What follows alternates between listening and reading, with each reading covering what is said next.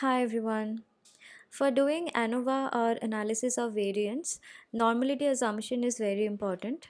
But in case our data does not follow normal and we have to do ANOVA on top of the data, then how can we do it?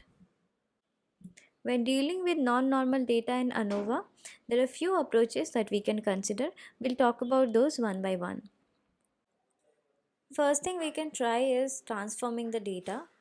We can apply a few mathematical transformations on top of the column that we want to convert as normal and see how the distribution looks like. We can try logarithmic square root or box-Cox transformation on the data set, and the goal behind trying all this would be we want to achieve a more symmetric distribution, and we would also want to stabilize the variance. Then only it will reach the normal distribution form. In case the data deviates significantly from normality even after transformation, we can consider using non-parametric tests and drop the idea of doing ANOVA. Non-parametric tests like Kruskal-Wallis test, this is an example of a test which does not assume a specific distribution, and it is suitable for analyzing ranked or ordinal data. The next thing we can try out is doing robust ANOVA. Robust methods are designed to handle violations of assumptions such as normality and heteroscedasticity.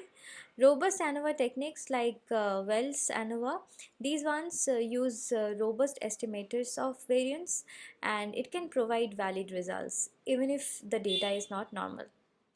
These methods are also useful if there are outliers in the data, and definitely if the data is departing from normality.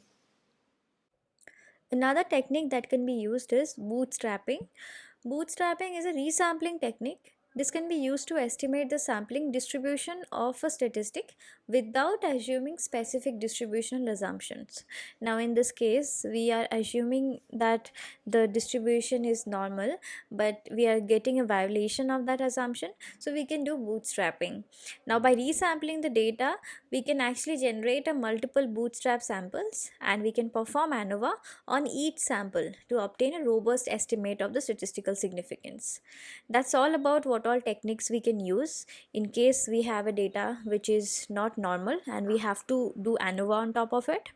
Now, we also need to think about it and assess the impact of non-normality on the conclusions while we are applying ANOVA on a non-normal data, and we should consider which alternative approach is appropriate and which one may have some consequences. That's all about not normal data and ANOVA. See you in the next video.